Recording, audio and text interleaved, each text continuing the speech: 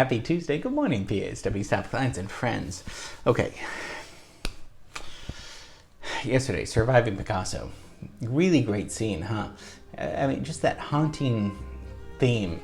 Viola. Viola is a very good instrument, and then the cello takes it over, but a very good instrument because in between violin and cello, not as high as a violin, not as low as a cello, but a nice register in between.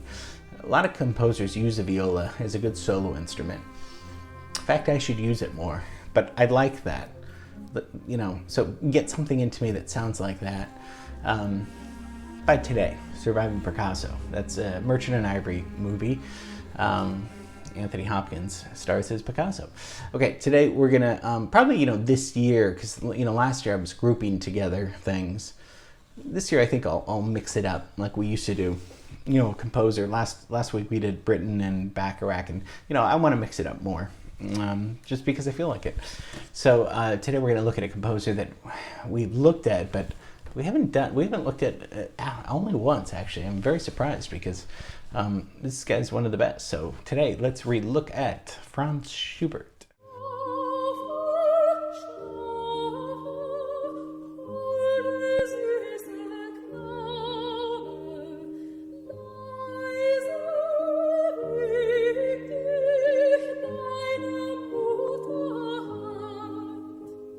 Schubert's born 1797, and then he dies 1828. So another example, he dies at 31. So, oh my gosh. But for 31, the amount of music he wrote was just amazing. Let's look at the timeline so you know visually what we're talking about.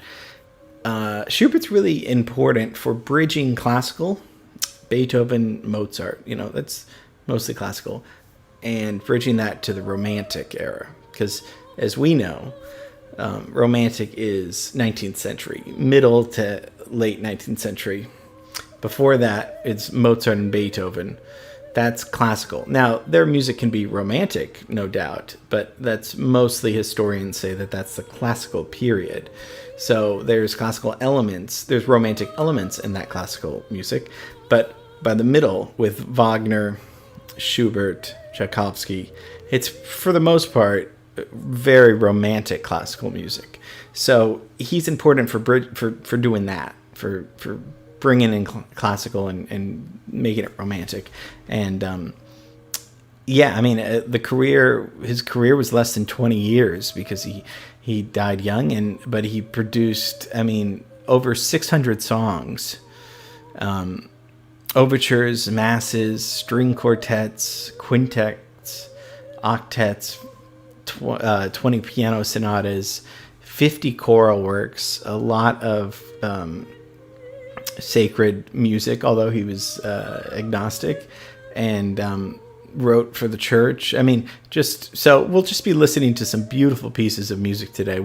I'll kind of sprinkle in some facts about his life, but for the most part, just a real genius. And his dad and brother taught him music at a very young age, but he soon passed them up. And he came from a family of 14 in Austria, and lived a life. He liked to party a little bit. He died young from syphilis, so that kind of tells you maybe he wasn't. He wrote during the day, but liked to kind of go out at night, and was had a big personality, even though he was very introverted and shy. And a lot of his music is that way. And if we're going to be talking about somebody, there's so many symphonies and unfinished symphony that he did. But if we look at we're going to kind of listen and look at his Lieder. Now, Lied is a German song. That's what Lied means. Lieder are German songs. So if you hear that, that's just the term. And he's one of the most famous composers to write Lieder. So, you could almost say like Paul McCartney is very famous for, writing Lieder. It's not the term we use now, but usually German song, that means for piano and voice. So a lot of it is basic songwriting that we use now, even in the 20th century. Voice, Burt Bacharach would write for Dionne Warwick. They would right? Piano and voice. So Schubert's doing that just hundreds of years earlier, but wrote over 1,000 pieces of music, and idolized Beethoven. Was just, I mean, loved him so much, wanted to be buried next to him, and he was actually. Beethoven died a year before Schubert, and but he ended up being buried next to him, and it's not known if they ever met. I think they were supposed to meet, but he might have gotten scared, Schubert. I'm not sure, but he did study. Schubert did study with Salieri, who is a real composer and great one in his own right. But as we've looked at in the movie Amadeus, Salieri is the villain, if you will. Mozart he's the one that kills Mozart. We all know that that's fictional, but he in real life, Salieri was a great composer. So Schubert studied with him. So although he liked to party, he wasn't a show-off, really. He wrote simple music, but clever, in a very clever way. And he would put it in the drawer, and just put it away and go right on to the next song. I mean, he was so prolific that he would literally sleep with his spectacles on just in case he had to get up and hear something and write it down at night. And even towards the end of his life, he thought of taking composition lessons, although he was prolific in writing a lot, because he still didn't think he was good enough. He had that insecurity about him, that, a little bit of insecurity is good. Overconfidence means usually you're proving something, trying to prove something. A little bit of nervousness, anxiety, and insecurity is probably a good thing, but not, So he started getting sick kind of in his late 20s and early 30s, and it's really too bad, because to write the amount of music that he did in that amount of time, he just said, as soon as he was done with one piece, he would just put it in the drawer, go right back to the next piece.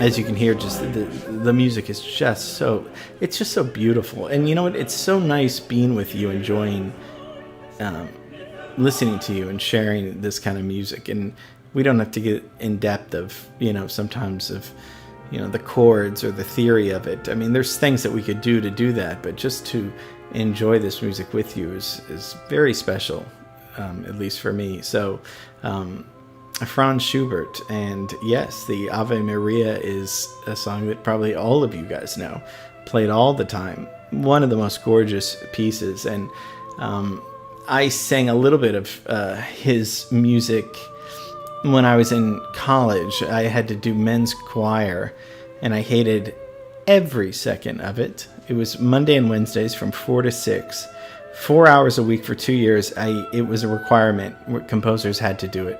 And I really dreaded it, because I was so busy, and it seemed like such a waste of time to spend 4 hours a week. There were so many other things to do, but I ended up singing a lot of great material and finding a lot of great vocal music that I never would have found, including a Schubert leader that I listen to all the time, and I'm so thankful, that I was in that and found those pieces. I would have never heard those pieces, and some of those pieces have changed my life, and I listen to almost every week or every month almost. I mean, it's just so that maybe that goes to show you, as much as we hate something, there is a reason for it to there's usually something good can be found from something like that.